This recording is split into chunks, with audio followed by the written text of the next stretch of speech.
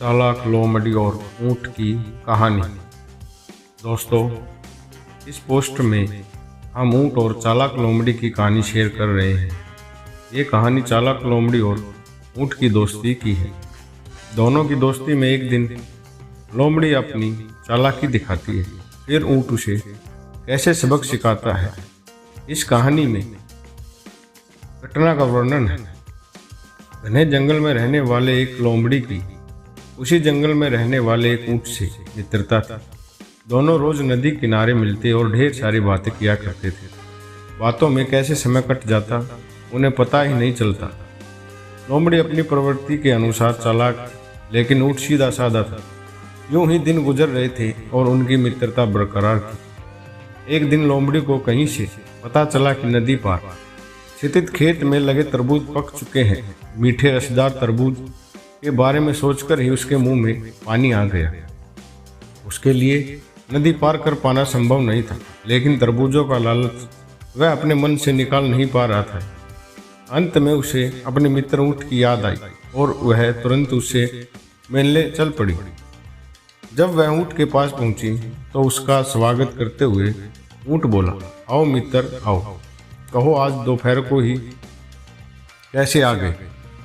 मित्र, मैं तुम्हें नदी पार के खेत में लगे तरबूजों के बारे में बताने आई हूँ। सुना है तरबूज पक गए हैं। ऐसे मीठे तरबूज खाकर तुम जरूर खुश होंगे और तुम्हारी खुशी में मेरी खुशी है। मैं कैसे तुम्हें बताना न आया था, बस दौड़ा चला आया। लोमड़ी ने चिकनी चुपड़ी बातें शुरू की। ऊंट को भी तरबूज का स्वाद पसंद था।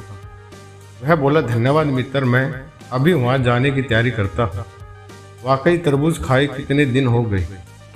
ऊंट को अकेले ही जाने की तैयारी करते देख लोमड़ी बोली, मित्र, मुझे भी तरबूज पसंद है।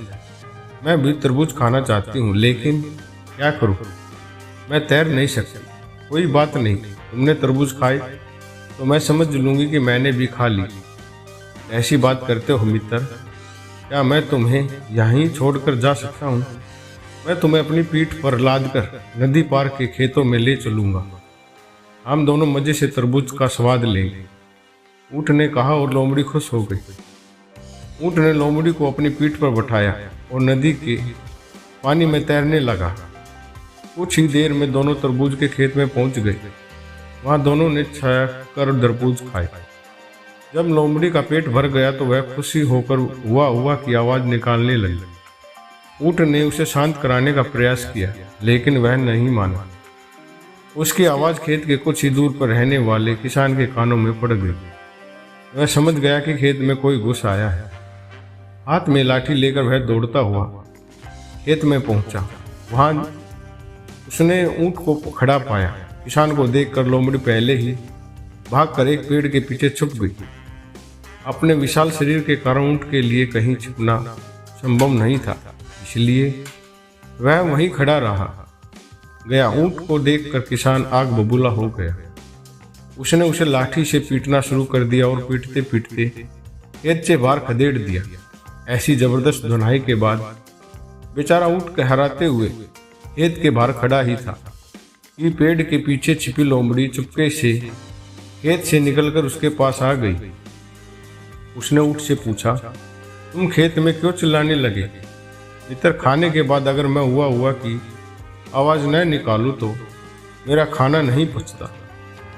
लोमड़ी ने उत्तर दिया। उसका उत्तर सुनकर ऊंट को बहुत क्रोध आया, लेकिन वह चुप रहा। दोनों जंगल लौटने के लगे। मार खाने के बाद भी ऊंट लोमड़ी को पीठ पर लाद नदी में तैर रहा था। लोमड़ी मन ही मन बहुत खुश था कि ऊंट की पिटाई हुई। जब वे बीच नदी में पहुंचे तो अचानक ऊंट ने पानी में डुबकी लगा दी। लोमड़ी डर के मारे चीख निकल गई। ये क्या कर रहे हो मित्र? मुझे खाने के बाद पानी में ऐसे ही डुबकी लगाने की आदत है, ऊंट ने उत्तर दिया। लोमड़ी समझ गई कि ऊंट ने उसके किए का बदला चुकाया है। वह बड़ी मुश्किल से अपनी जान बचा पाई और पूरे रास्ते डरा सहमा सही रही। उसे अपने किए का सबक मिल गया था।